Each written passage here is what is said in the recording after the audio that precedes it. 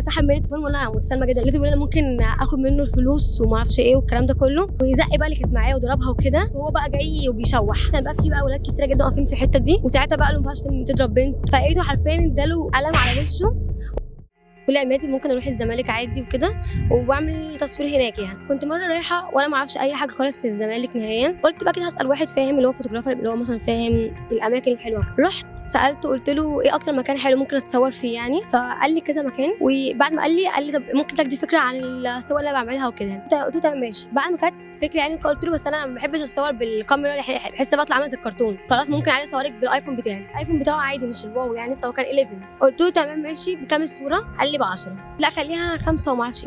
فهو قال لي خلاص معلش احنا كده قدامنا طريق يعني نتكلم واحنا ماشيين. قلت له تمام ماشي. حرفيا هنلف بينا 4 ساعات وصراحه صورنا صور حلوه يعني. بعد ما خلصنا بيقول لي بقى ممكن هنعمل جروب وادخلك ابعت لك الصور في الجروب وكده. قلت له تمام ماشي. بعد ما دخلني في الجروب لقيته بيقول لي تمام احنا كده عايزين منك يجي 700 800 جنيه في الحدود دي. انا اتصدمت اللي هو 800 جنيه حضرتك معيش اصلا تجيب غير 100 جنيه اروح بيها اصلا يعني. فاللي هو قلت له لا غالي جدا وما اعرفش ايه وكده. فحسيت ان هو اتعصب واللي هو بقى ايه لا انا عايز فلوس دلوقتي وما اعرفش ايه. فقلت له ايه، فانا كلمه عبيطه صراحه مش عارفه ازاي قلتها له. قلت له طب ايه قاسم امسح الصور؟ هو غاب بعتها اصلا انا بتذاكر يعني. قال لي انا مش بتكلم على ان انا امسح الصور، انت حتى مش عايزه الصور مش مهم، بس انا عايز حق اللف 4 ساعات انا ممكن استفاد بيهم وكنت صورت حد. فقلت له خلاص انا مش عايز الصور وغالي جدا واحنا متفقين على ايه على 5 جنيه. قال لي لا هو 10 وكده. لقيته بقى سحب مني التليفون وانا متسالمه جدا اللي هو اتفضل انت عايزه خلاص ماشي خده عادي. لقيته بيقول انا ممكن اخد منه الفلوس وما اعرفش ايه والكلام ده كله. هو قعد يزعق وانا بدات ازعق ويزق بقى اللي كانت معايا وضربها وكده.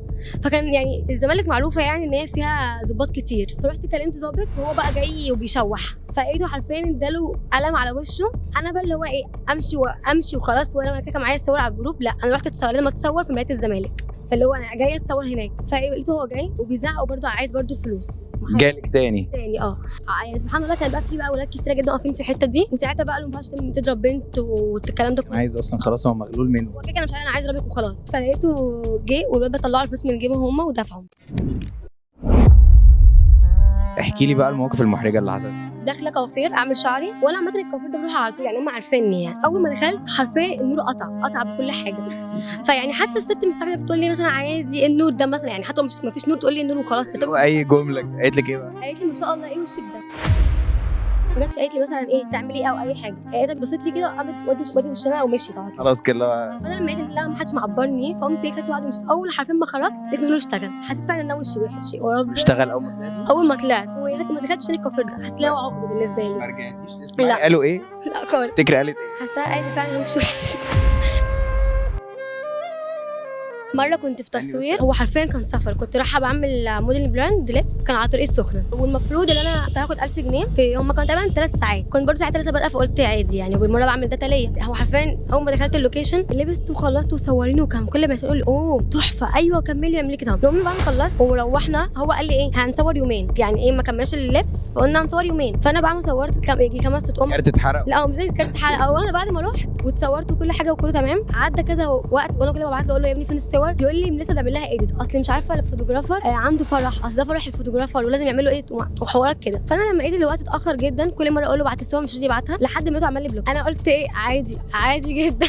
بعديها لقيت بقى ان في واحده لبست اللبس اللي لابساه بس هي مشهوره جدا على التيك توك يعني، فلقيتها هي لبست لبس ونزلوها هي. انا اقسم بالله ما اتضايقت حتى لو مش هتنزل الصور اوكي عادي بس انا عايز صور يعني انا عايز صور بيها الداتا بتاعتي. فلقيته مش راضي حتى يبعت لي الصور وما ردش عليا وعمل لي بلوك وخلاص كده. بدات تصدق ان انت نحس بجد. مش ده عيد ميلادك؟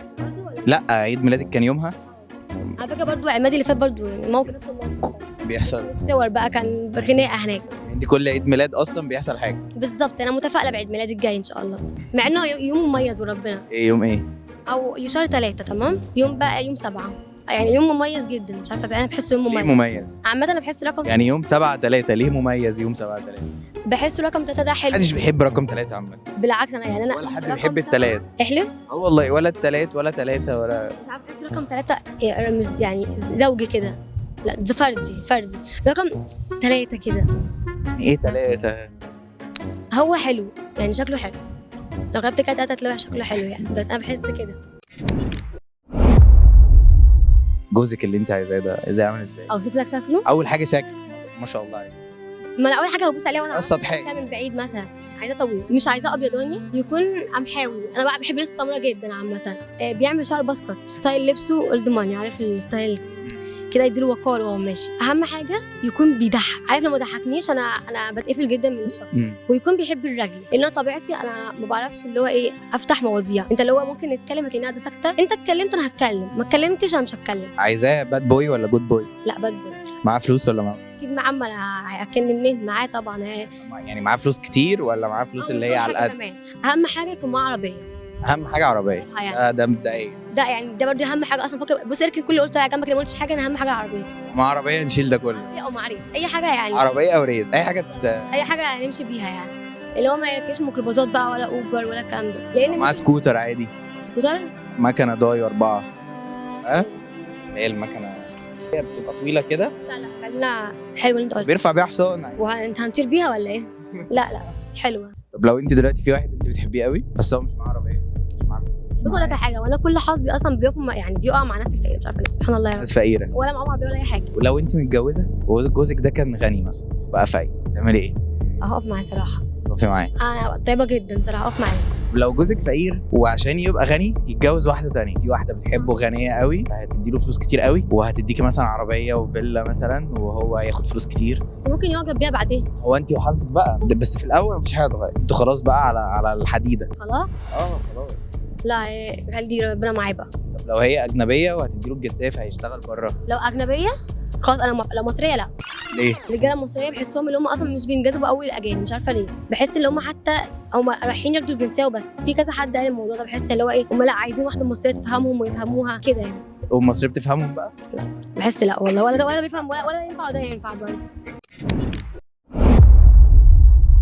يعني لو ماشيه مثلا مع جوزك ولقيتي واحده بصيت له، انت مش يعني؟ لا بصيت له بصه فيها اعجاب قوي بقى يعني.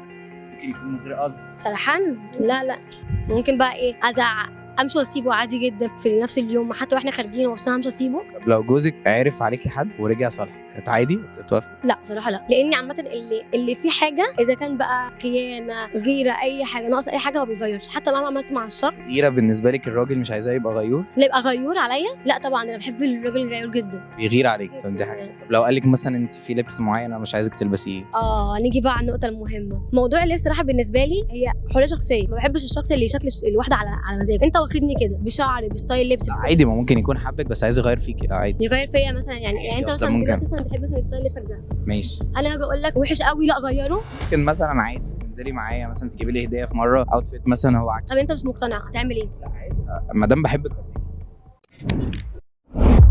طب لو حد بتحبيه جدا ومحتاج عضو من اعضائك تديها له؟ كليه مثلا. يعني مش انا عندي ممكن يبقى عندي 2 مثلا؟ لا صراحه. طب لو جوزك ممكن بعد ما اعمل كده يبقى يعني يخوني اي حاجه. هو لما تدي له كليتك هو هيبتدي يعني؟ لا هيبتدي اصلا يحب البنات عشان دي كليتك. انت بنت او مش بيعرف بنات كتير، هو يعرف بنات اكتر كمان. عارفه بقى لو اديتي له عينك هيشوف بنات بس يعني. بصي يعني لو بيعرف عليكي واحده هيعرف عليكي 5 مره واحده. ليه مين توم كروز ولا ايه؟ مش فاهم. لا يعني مش للدرجه، ممكن يعرف 10 حاجه كده يعني، نزود اضعاف ولا حاجه. لا خليه موت احسن بقى، أنا مالي. لا انت عارف ان انا عندي موهبه الغنى بجد؟ والله وريني. انا حرفيا عارفهم كل يوم في البيت. ماشي ممكن مع اني مش ماشي يعني نضحك عليهم. خلي صوتك حلو. ايه صوتي سمع. صوتك معفن بس انت عايزاني امنتج اخليه حلو عشان ايه لو اي حاجه حصلت ليكي انغام يعني. غني بجد بعشم قوي ما تقلقي. الاي اي ما خلاش حاجه. حاضر ماشي. اغني لهيفا عشان بحبها. ماشي هاي غني ايه الهيفا؟ اغني اطبطب ودلع كمان. هي دي هيفا؟ هي مش كانت نانسي عجرم؟ اقول استنى يلا. يا طبطب ودلع جاي يقول لي انا اتغيرت عليه، انا ازعل اولع. ايه رايك؟ احلى من نانسي عجرم. كنت بقول كده برضه، كله بيقول لي كده. ليك الواوا بص الواوا خلي الواوا يصح، لما شفت الواوا صار الواوا بح. ليك الواوا بص الواوا خلي الواوا يصح. مقتنعه ان انت احلى من هيفاء؟ طبعا. ممكن نشاهد الجمهور بقى. هي ولا هيفا؟ انت ولا هيفا؟ طب ايه الفرق بينك وبين هيفا؟ ايه الفرق بيني وبين هيفا؟ انا ممكن نسخه مصغره يعني، هي الكبيره المصغره منها مثلا. تعرفي تقلديها طيب؟ اعرف. يلا. شو بدك مني شو بدك. ايه سر جمال هيفا؟ والله كله طبيعي، بشرب ميه كل يوم، باكل اكل صحي كده يعني، سواء كله طبيعي يعني. انا ما بعملش عمليات تجميل ولا الكلام ده. نو طبعا. هيفا احلى ولا نانسي عجرم؟ بصراحه اكيد انا